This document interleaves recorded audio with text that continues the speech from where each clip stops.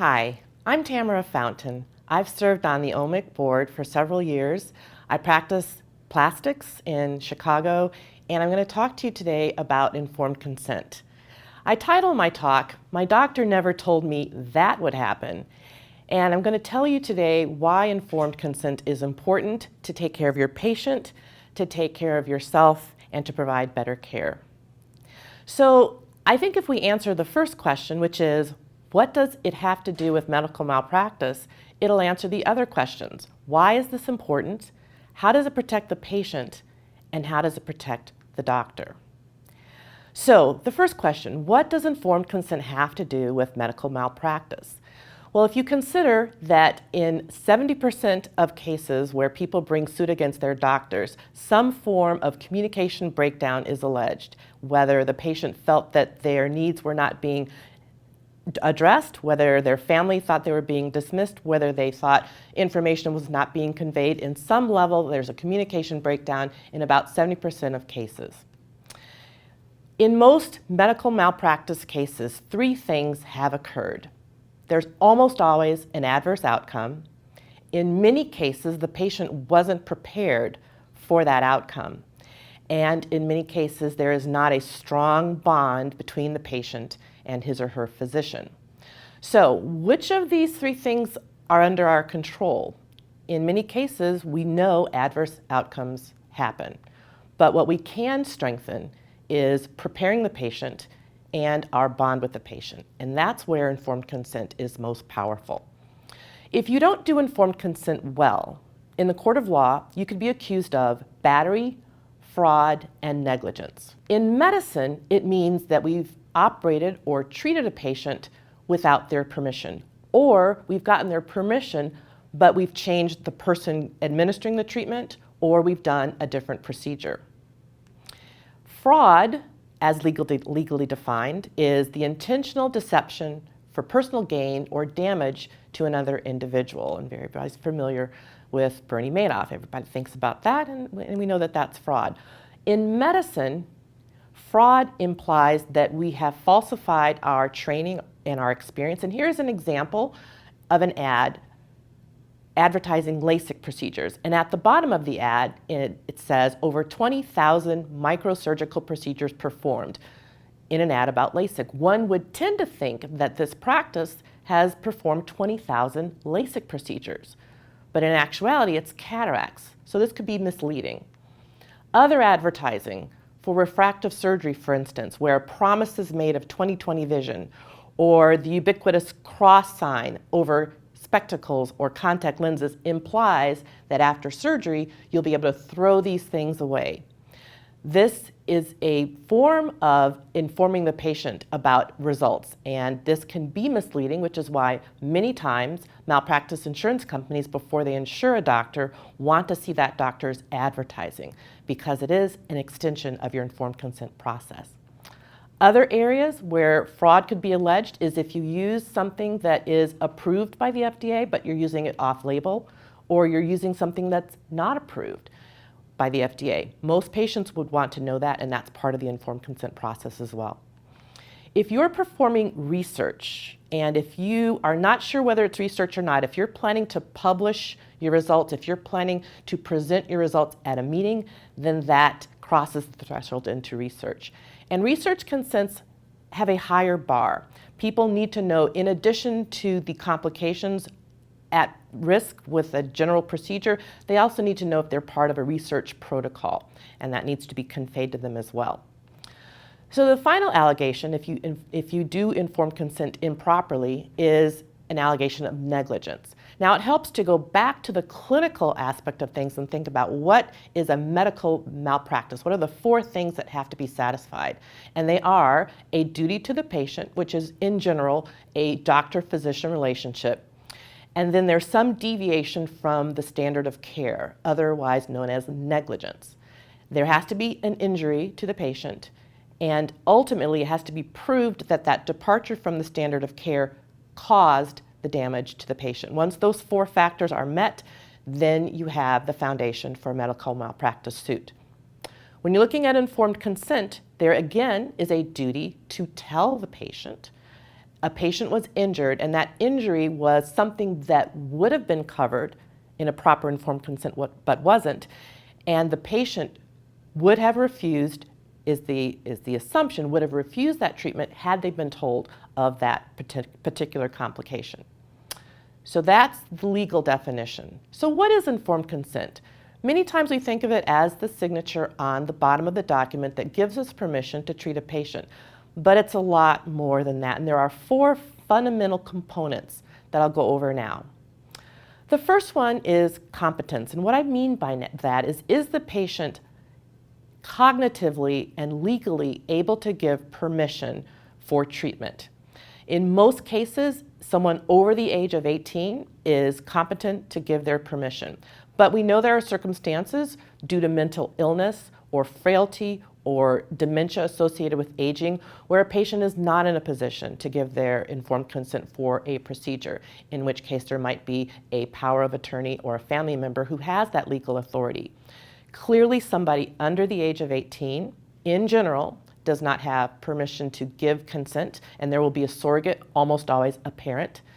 Teenagers, legally, in general, can't give consent, but obviously, the older the patient in a teenage situation, the more buy-in that patient is going to need to have with the procedure. Now, there are some exceptions to when people under the age of 18 can give consent for themselves. If they're married or divorced, if they've served in the military, which generally you have to be at least 17, if they've been emancipated by court order or living on their own, in cases of sexual issues, as in sexual assault, sexually transmitted diseases, or substance abuse, minors can give consent in those situations. And in those situations, parents are considered HIPAA outsiders and have to have authorization for entry into that medical record. Speaking of parental consent, when treating minors, in most cases, the consent of one parent is all that is necessary. But we all hear periodically in the papers about a couple who might have split up, who are arguing over whether their daughter gets their ears pierced or their son gets a circumcision. So state laws can vary. If there's any question about tension in a familial relationship, I recommend that you consult your attorney or your malpractice insurance company or your state medical society. The second component is decision-making capacity. Is the patient able, they're cognitively intact, but are they able to make their decisions? And there are lots of things that can impair that ability. They might not understand, the light bulb might not have gone off. They might have a hearing or a visual impairment.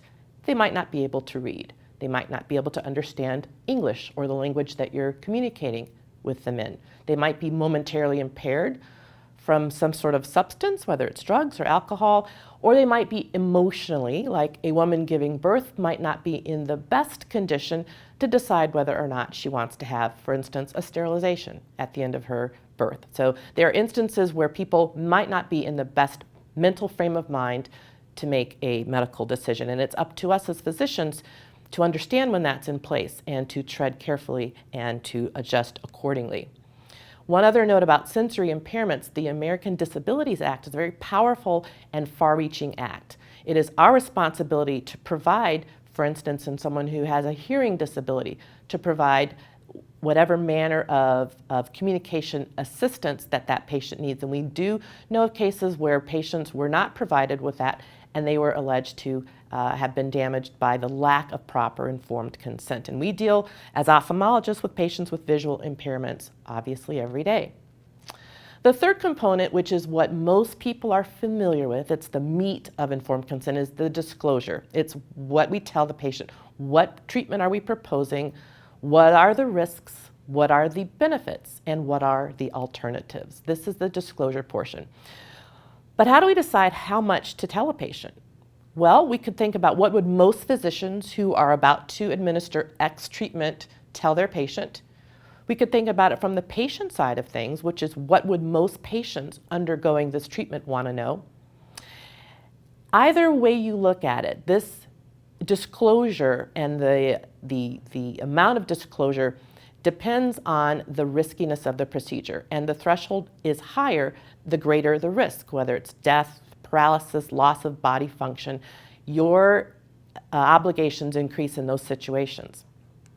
So let's talk about that. Full disclosure, what is that exactly? Is it truly practical or even possible to talk about all the potential risks of a procedure? We've all given blood at some point. Did you realize as that person was sticking you in your arm that you could have a fainting reaction, that you could have an allergic reaction, that you could faint and die? Of course not, and nobody's going to talk to you about that because it's not practical. These are relatively safe procedures. But then how do we decide what it is that we tell a patient? In fact, there isn't any real standard of care. In fact, a quote from a case in the California legislature says, "One cannot really know with certainty which medical consent is valid until a lawsuit has been filed and resolved," which basically says, we don't know until we try it in court. Well, that doesn't help us too much. Gone are the days, and some of you may recognize the photos here, but the black and white one refers to an old medical show called Ben Casey. And back then, and in Marcus Welby, the color photo on the right, doctors really made pretty much all the decisions. The patients didn't have a say. Oftentimes, they weren't even told what their diagnoses were because it was felt that they couldn't handle it. So the physician had all the power in the relationship, and informed consent was really an abstract concept at the time. Well, fortunately for patient care and for all of us, we've evolved where the patient is more of a partner, and I think that's the way it should be. But it brings up different obligations for us as physicians. Some of you may be familiar with Atul Gawande. He is a highly published and respected surgeon in Boston, and he writes prolifically for the New Yorker, and he writes several books. And he looked at this situation and observed, and I'll quote here, "The new orthodoxy about patient autonomy has a hard time acknowledging an awkward truth. Patients frequently don't want the freedom that we've given them." And he goes on to say that they're glad to have their autonomy respected, but the exercise of that autonomy means choosing sometimes to relinquish it. And we recognize this when we try to talk to patients about their medical condition and the options for their treatment. But they're medical outsiders. Many times there's a communication problem. They don't understand the terminology that we're using. Even if they are understanding it, they're often overwhelmed by the choices that they have, and many times want to push that back on us and have us make the decision. And in almost all cases, except for emergencies and urgent situations, we have to allow the patient to make that decision. But our job is to give them the tools and the information and the time to help them make that decision. So, a famous scene from A Few Good Men. Can patients handle this barrage of information? Well, they must, and it's up to us to package and present that information in a way that they can understand. It will take a little bit more time, but the rewards, as we'll find out during the course of this talk today, are well worth it.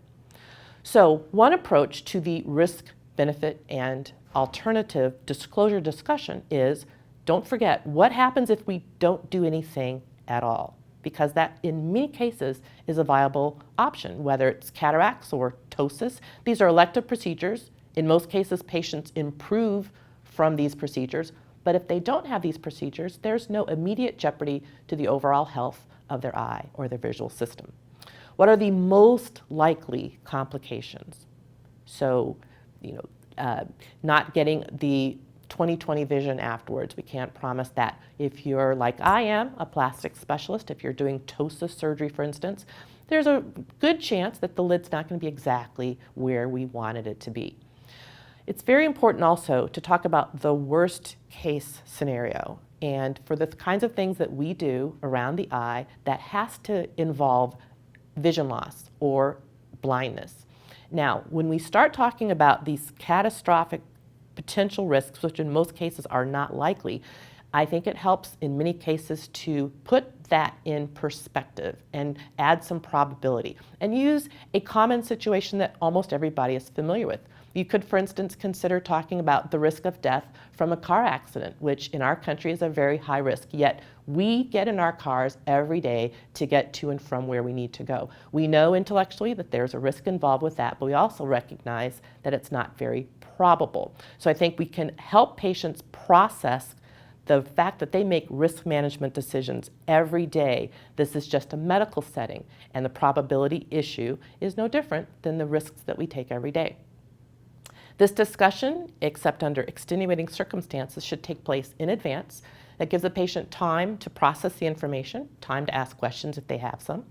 In addition, if you give a copy of your informed consent to the patient and allow them to take that home, that way they will be able to read it at their own leisure, have other people look at it. If they have questions, they can get them answered.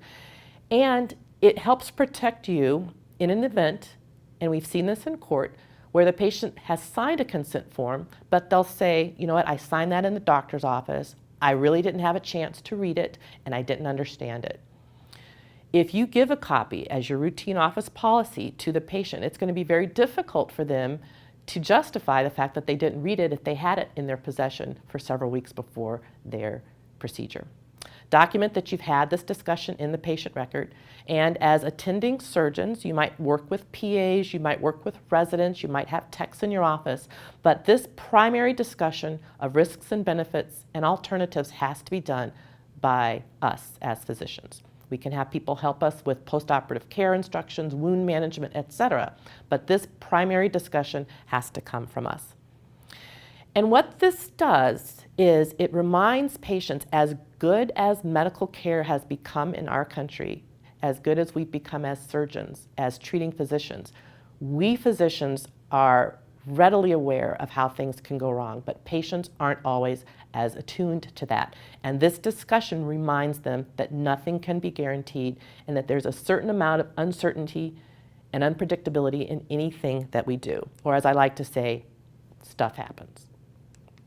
The final component is voluntary. Now, when I first started researching informed consent, I wasn't exactly sure what this was talking about. Of course, nobody is going to hold a gun to somebody's head and have them sign a consent form. But does this look familiar? When a patient is just learning about the potential risks of their procedure at the bedside, about to go into a surgical procedure, they've changed into their flimsy hospital gown, their family members have taken off from work and are waiting in the waiting area. The stakes are pretty high at this point if they're just learning about the potential risks. They're less likely to ask questions, and they're much less likely to say at that point, wait a second, let's slow down here. I didn't realize that this could happen. I didn't realize that these were all the alternatives.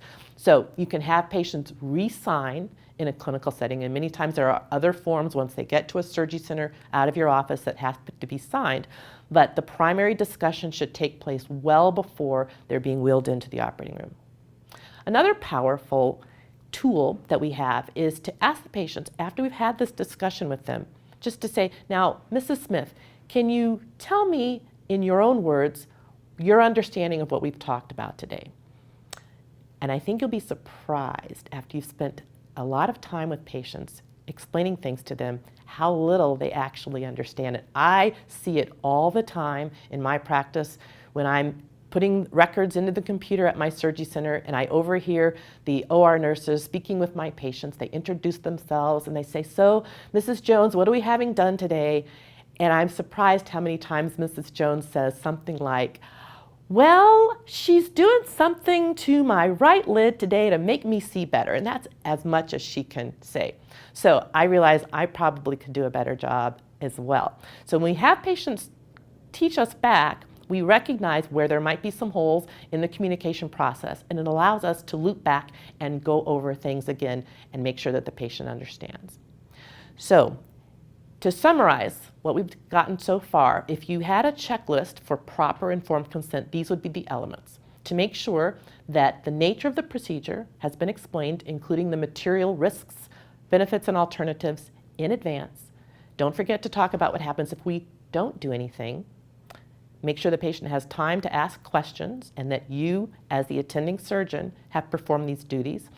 The form has been signed and a copy is given to the patient. And then you have achieved proper informed consent.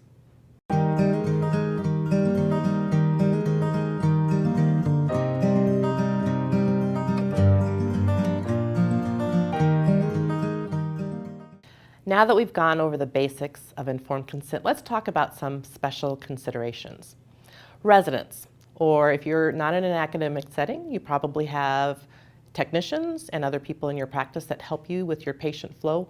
What role can those helpers take in the informed consent process?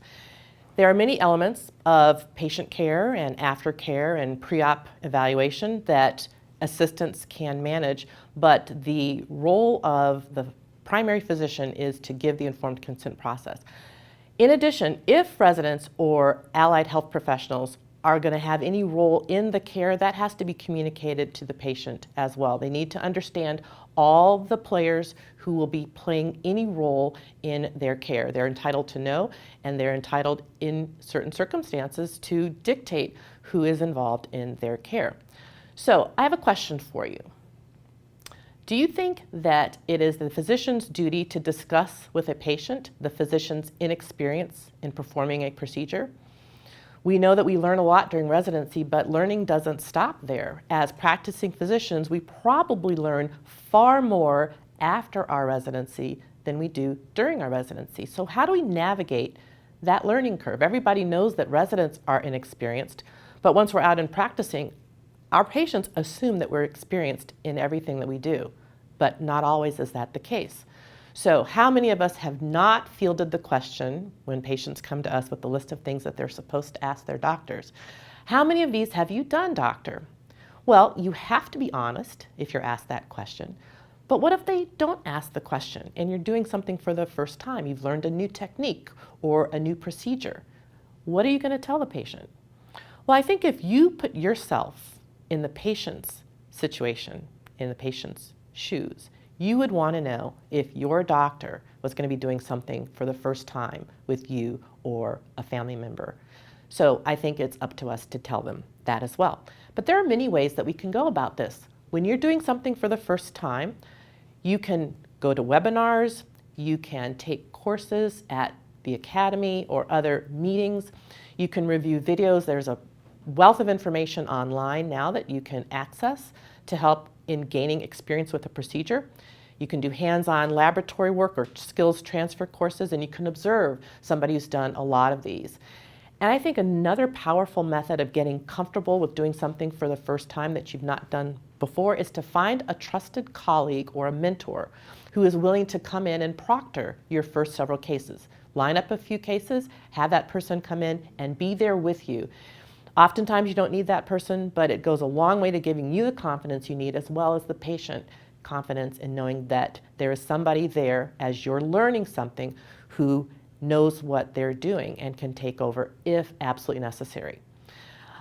I also think doing something for the first time, just as when we teach residents, we don't want a white cataract like this to be the first cataract that a resident ever performs. So you want to pick an easy case, and depending on what treatment you're talking about, that's going to be different. It also helps if you have a patient you've already established a bond with who loves you because of the care that you've given them. That person will trust you in many cases, even if they know that you're doing something for the first time. And in many cases, they'll think of it as an honor. Not always, but in many cases they will. I've also found for procedures where patients are paying out of pocket, whether it's refractive procedures or cosmetic procedures, if you discount that procedure or don't charge them, you'd be surprised how willing people are to be your first. There are other people who can be in the operating room. There can be assistants in surgery. There can be representatives from device makers and pharma makers. It's important that patients understand who all is going to be in the room and the role that they're going to play. There was a case against an ophthalmologist in Florida who was sued by a patient who found out that that physician assistant, or PA, was performing critical parts of the procedure. And the patient alleged that the patient didn't know about that ahead of time.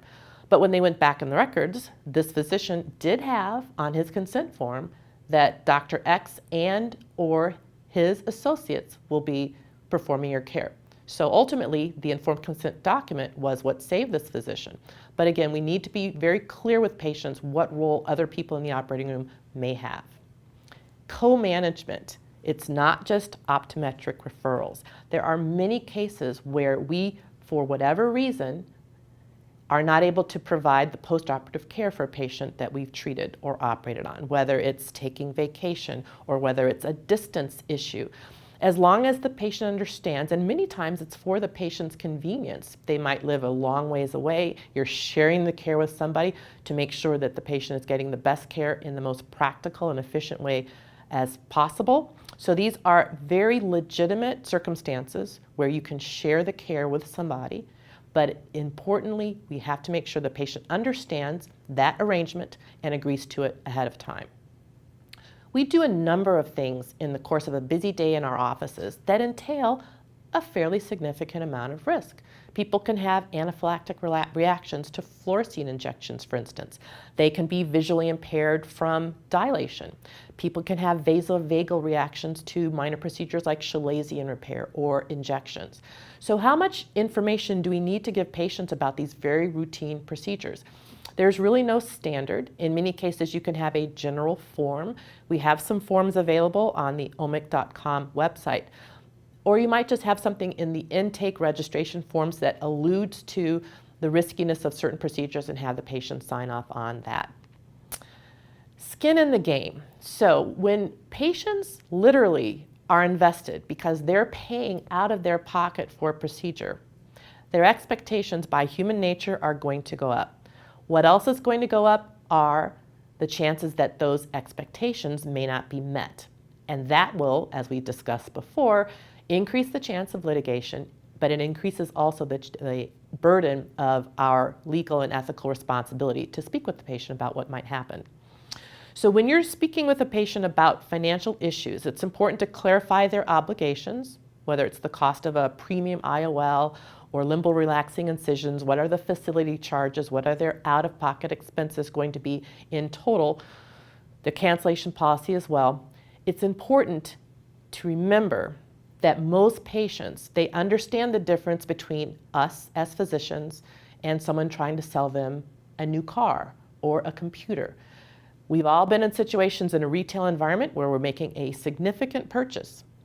And along with that purchase, they'll try to also sell us maybe a warranty or a guarantee or some other upcharge. And we recognize, as we make the decision on whether to take those upcharges, that this person has a responsibility to make a sale.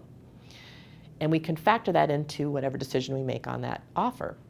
As physicians, the assumption from our patients is that we're going to do what's best for them. We're not going to try to sell them something that they don't need. And that's what makes us different from a salesperson. And we always have to keep that in mind, because this trust will mean that almost always patients will tend to follow the advice that we give them.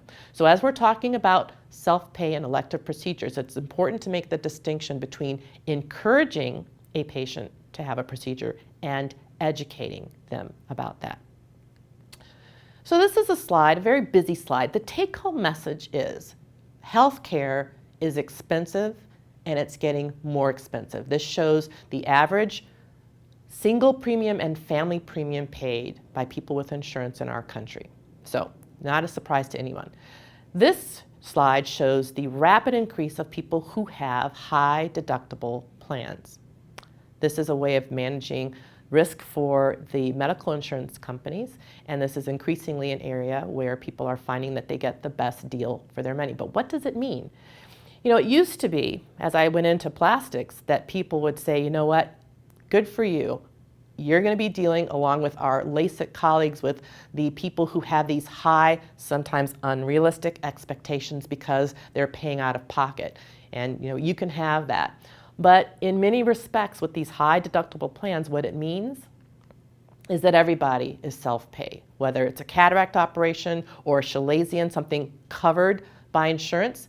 When you have a high deductible plan, you're paying that first dollar up to whatever your deductible is. And so increasingly, people are more invested in even non-elective types of surgery, and their expectations are going to go up. And that's going to be an increased burden on us as care providers. Now, Groupon, not as prominent in the news as they used to be, but the take-home message from this slide is we are commonly in a position of being asked to provide our services. Maybe your child's school is having a fundraiser and they've asked you to throw in maybe a gift certificate for some free Botox or free eye exam. What's important to remember about these seemingly charitable endeavors is that someone who wins that contest, who gets the coupon, who gets the free raffle prize for a service, the assumption is that they're going to be good candidates for that procedure and there are going to be no contraindications. In many ways, this is just the beginning of an informed consent process by virtue of the fact that they have this coupon. So tread carefully. You can still do these types of things. Another area, FDA approval. Now, there are many instances in our field where we're using something that's FDA approved, but we're using it off-label. That off-label use has to be communicated. Very commonly, Avastin injections, Botox injections, any place else besides the glabella between the eyebrows and crow's feet. Botox injections, any place else on the face, are technically off-label. It's used commonly, standard of care in fact. It just needs to be communicated. One other note here, serial procedures, things where people are getting repeated injections like Avastin and Botox. A consent form generally does not need to be generated each time. Once a patient is given consent, it's usually in force until withdrawn. Not a bad idea every now and then to review those risks for a patient, maybe every once a year or something like that. There are also instances where we as physicians will use something that's not approved by the FDA. And a few years ago, Brilliant Blue, which is used by some retinal surgeons to delineate membranes for peeling, or some cataract surgeons to delineate the capsule, ran into problems with compounding and intraocular infections. Now, it is okay to use something off-label as well as non-approved. But again, that information has to be communicated to the patient. And when you're looking at a risk analysis about whether something is off-label or not approved, here are some interesting questions to go through and make sure that you've covered all the bases with the patient. Is the medication or treatment banned because it's unsafe, or it's just not been approved yet? There are many instances where things are being done in other countries. The FDA has not gotten around to approving it here in this country yet. Is there sound evidence to support the use of this product in this off-label or unapproved manner? Is there some peer-reviewed literature to support its use? And are good results expected without more risks? And if the risks are higher, are other physicians assuming this risk with their patients? Is what I'm doing in the best interest of the patient? And that's a good question to always ask yourself if you're unsure about which direction you're going with the treatment plan. And be especially careful about very elective and cosmetic procedures, because again, these are always situations where the bar is higher, expectations are higher, and I think we have to tread more carefully in situations like this. Again, on FDA status, if something is investigational, a special consent is required, for instance, IRB approval. If it's not an investigational drug exception or an investigational new drug, ask your carrier or your attorney, or consult your state medical society for advice on how to manage these special situations. Again, what would the patient want to know? And that will help you decide how much and what to disclose. Here's another question for you, changing direction a little bit. Should a doctor talk with their patient about stopping or continuing anticoagulants before their ocular procedures? So it seems almost all of our patients, many of our patients, unless you're a pediatric ophthalmologist, are in an older age group. And increasingly, people are on anticoagulation for both primary and secondary cardiovascular prevention. And it can take the form of a daily aspirin, it can take the form of warfarin. People are on a number of herbal medicines like garlic and ginseng and ginkgo biloba, all which have blood thinning properties. And many people, especially those who are on aspirin, don't tend to think of them as medicine because they don't need a prescription. I can't tell you how many times I've looked over a patient's list of meds, aspirin is not on them, and I'll ask them, are you on any blood thinners? Many times they'll say no. I'll say, do you take an aspirin a day? Oh yeah, I take a baby aspirin, as if it's an afterthought. So they don't tend to think of it. We have to ask. So the dilemma with anticoagulation, particularly if you're making skin incisions, is that thinned blood is good for cardiovascular health, but it's not great when you're a surgeon in the operating room and when you're a patient after an invasive surgical procedure, because bleeding during and after create complications. But at the same time, blood clots cause significant morbidity and even death. So there are competing interests in a situation where patients are anticoagulated and they need an invasive procedure. What to do? Well, the good news is, if you consider it good news, there is no standard. There's nobody who is expecting you to stop or continue anticoagulation. What is expected and required is that we have a conversation. It is a true risk management dilemma between the operating surgeon and the patient, or the doctor taking care of the patient in a primary way. So the important thing is that you tell the patient, we are going to have some increased risk either way, but between myself and your primary care provider, we're going to choose the pathway that entails the least risk. So if we stop your medication, your anticoagulant medication, there is a slightly increased risk that you might have some type of embolic event. If we continue your anticoagulation medication, there's an increased risk of bleeding and bleeding complications, which include vision loss. So the take-home message here is, for the many people who are on anticoagulation and need invasive procedures, there is risk either way, but we're going to manage it to try to minimize this risk to them as best we can. People who are competent and cognitively intact are allowed to make decisions that might go against our medical advice. This is a patient who had a very invasive squamous cell carcinoma who absolutely refused treatment.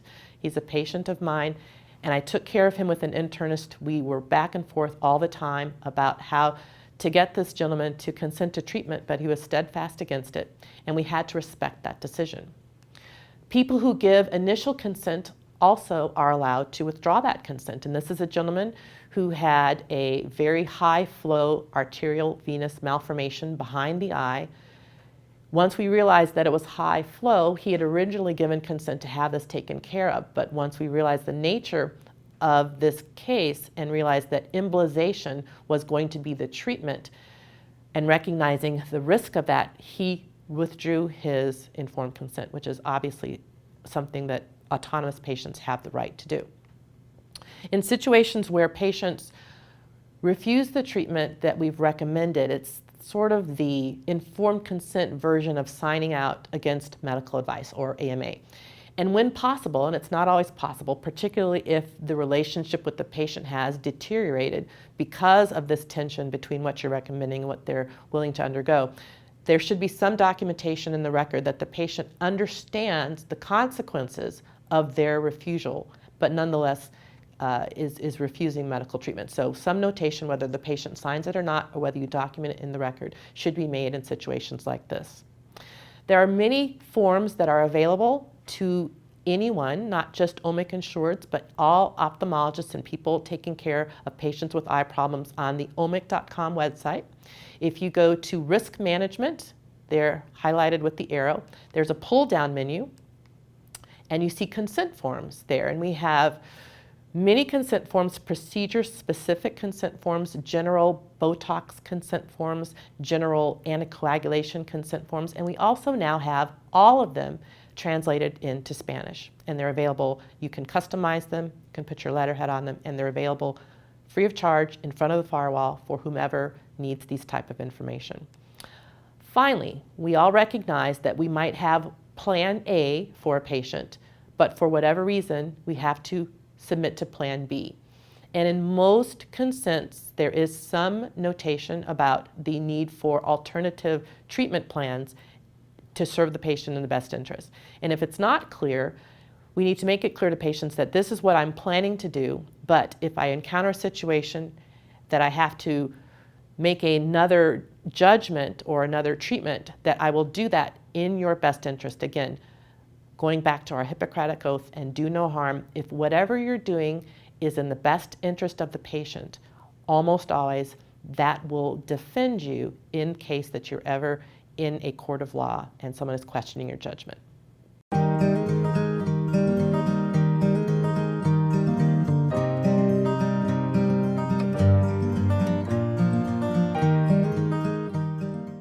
So we've discussed the basics of informed consent and special considerations. Let's apply it in the real world. Let's look at some cases. So here's a patient with visually significant ptosis. You examine her. There are no particular contraindications for her to become a surgical patient. And you talk with her about the potential benefits of a surgical procedure and the risks, as well as the alternatives. And her response to you is, well, you're the doctor, whatever you think is best.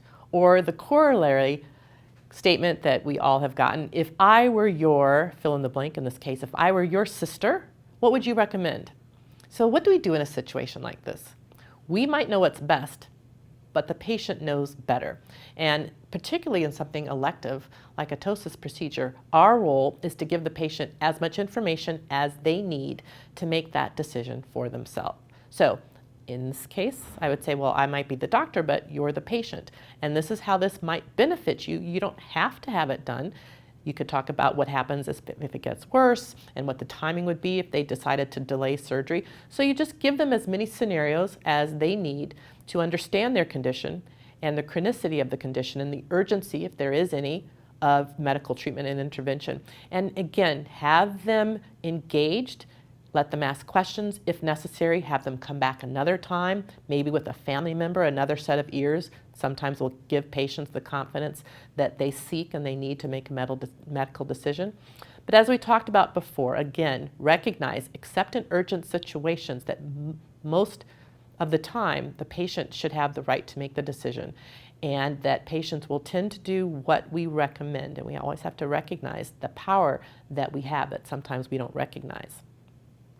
Here's another situation. You have a child, he's 2 months old, he's got bilateral developmental cataracts. His dad had them too, had them removed when the father was in Ukraine many, many years ago. Now, your recommendation in this situation is that the patient undergo cataract extraction. But the father says, I don't want my son to go through surgery. He recalls his situation. When he was a child, he's got many bad memories of multiple hospital visits and doctor's visits and pain from surgery and eye drops. And he's managed throughout his adult life despite what he went through, but he's trying as best he can to save his son from the experience that he had. So in a situation like this, to whom is the physician's duty? We have a patient, but the patient is not the person giving the consent. Well, clearly in this case, our duty is to the patient. And the person giving the consent, we have to spend a little bit more time educating that person so that they will have all the information that they need to make an informed decision. So in a situation like this, we might consider having the father get some information, give them some information, refer them to websites so that he can get a little more educated and maybe understand how his son may not necessarily go through the same experience as he did. You might partner with another family who's gone through a similar experience with their child that the father would feel comfortable speaking with. You might ask, is mom around? Maybe ask mom to come in on a subsequent visit. Again, another pair of ears. Now, clearly, if you're in an academic setting, you have multiple tools at your disposal through social work and social services that could get involved if necessary. Not all of us have that type of outlet. In the end, we do have a legal avenue for having a court order for medical treatment. But for all sorts of reasons, that is not the ideal solution because we're going to need the parent to have buy-in with this decision because there's a lot of post-op care. So only as a last resort and in general, we can navigate these types of situations with more time and more information, more compassion, and more education. Not in my backyard. So we have a patient. They have visually significant cataracts and they're starting to have trouble with nighttime driving and reading and other visual tasks. And they're seen at a very large teaching hospital. It's a great case for an inexperienced resident. But the patient says, oh no, I watch these medical shows on television and thank you very much, but I would prefer not to have a resident cutting on me. So in teaching institutions, there's a medical hierarchy that we're all very familiar with, but patients often don't understand the many players and they don't understand the difference between an attending and an intern and a fellow and a student. And some of our colleagues at Kresge did a study where they went around to different waiting rooms in the hospital and they handed out surveys to patients asking them about the different medical types of physicians and what they understood about it and what they knew.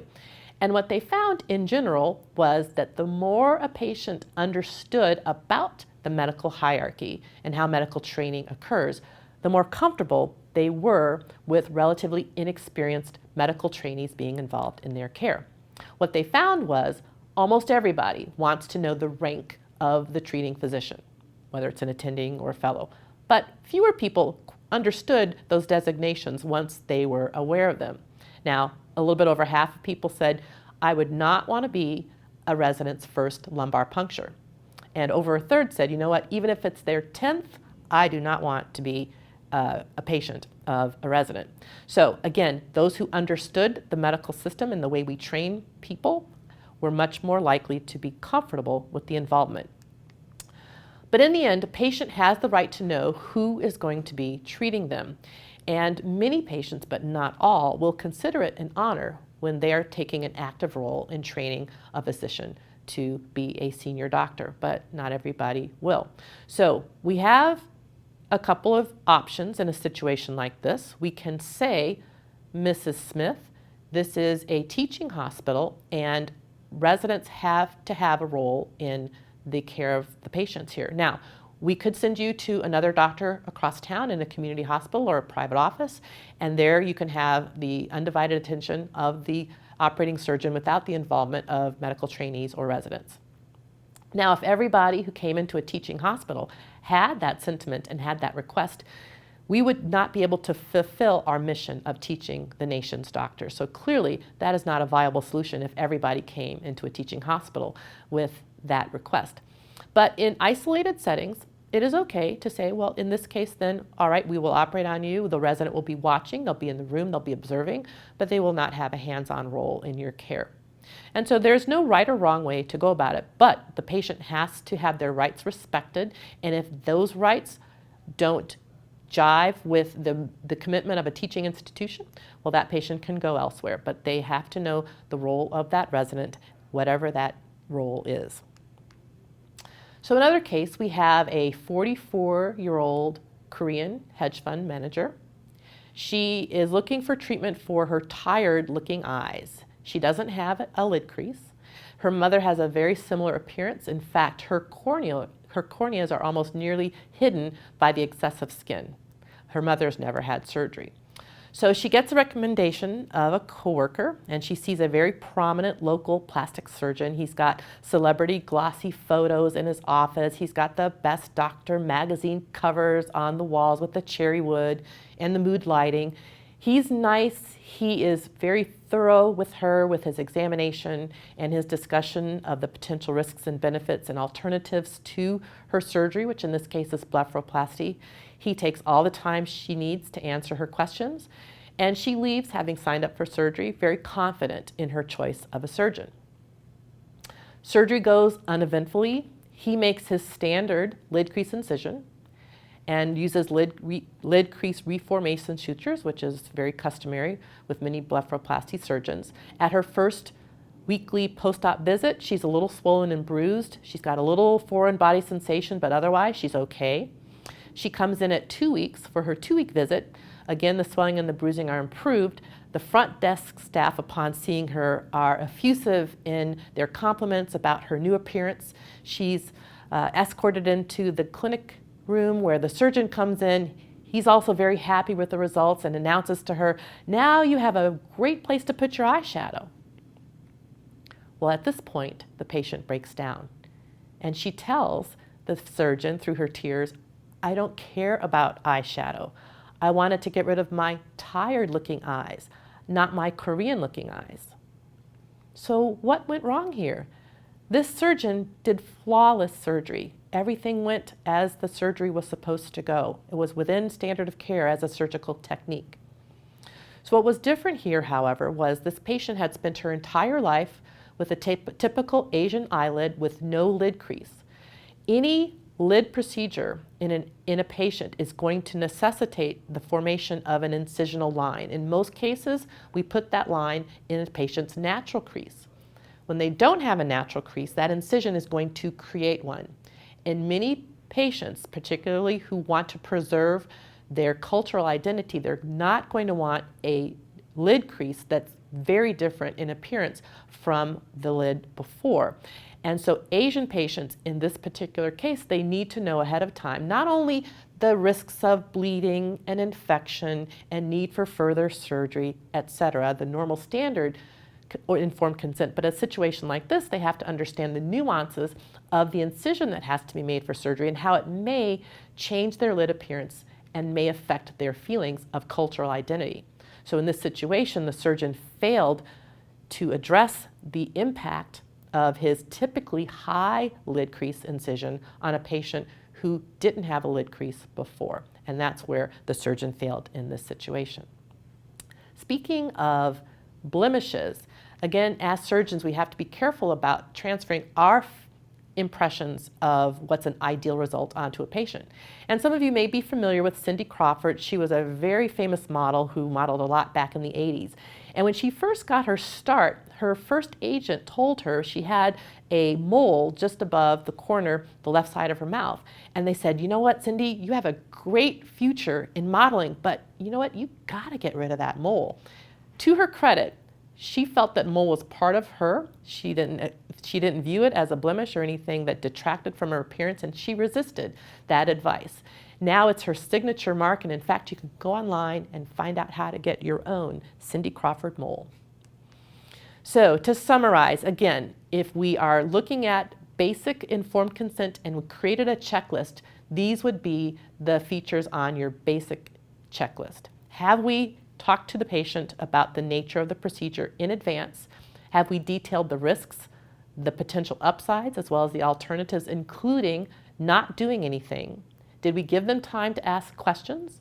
Did we make sure that we were the ones who had this conversation with the patient and not one of our allied health professionals in our team? Did we make sure the form was signed, and did we give a copy to the patient? For higher level or extra credit, did we make note of any cognitive impairments or impairments in mental status? Did we allow for special considerations in cases of sensory or literacy impairment? Did we provide translators if necessary? Did we provide an opportunity for the patient to tell us in their own words what they understood from what we've told them? If there were others in the room, family members, caregivers, did we document that that person was there? Did we talk about the aftercare? Did we discuss that with them? Did we make sure we involved any role of any assistants or residents or other people in the operating room? Did we disclose our inexperience, if applicable, to the procedure at hand? And did we disclose any FDA status information to the patient about the treatment that they were getting? And if you've satisfied all these, then you get an A+ for informed consent process. I want to share with you, as we wrap up here, a patient from early on in my career who was one of the most unhappy patients that I've ever had in my practice. And she had ptosis, as you can see here on slide left. I did what I thought was a very good ptosis procedure. I had good symmetry afterwards. Her lid was lifted. She could see better now, but she was very unhappy with me. And she was unhappy because I hadn't prepared her for the natural effect of successful ptosis surgery in getting rid of that place where most women will put their eyeshadow. We call it a platform. Successful ptosis surgery gets rid of that because the skin bunches up above. All she needs at this point is a blepharoplasty, but I hadn't told her that ahead of time. And when she wasn't prepared for that, she was very unhappy with me. And so the take-home message from that is that nobody, including our patients, likes surprises. So when we talk about risk management, as we've been talking about during this course, I think sometimes people can have a resigned feeling like we don't have any method of really protecting ourselves. And it is true. We cannot prevent a lawsuit. In many cases, when things don't turn out like patients had wanted them to, many times they see that as an opportunity to gamble a little bit. Let's roll the dice. Let's see if we can get something out of this situation that didn't turn out like I had liked it to. So unfortunately, there's nothing we can do to prevent this from happening. But what we can do is make any case more defensible. And informed consent gives us an opportunity to remind a patient that nothing is guaranteed and nothing is certain. It respects their autonomy by making them active partners in the medical decision-making process. and it acknowledges this uncertainty, we assure them that we're going to do everything we can for the best outcome possible, but we can't guarantee it. And all the while that we're having this conversation with the patient, we are strengthening, hopefully, that patient-physician bond. And ultimately, that relationship is probably the most powerful weapon we have for the best patient care, protecting them as well as protecting ourselves.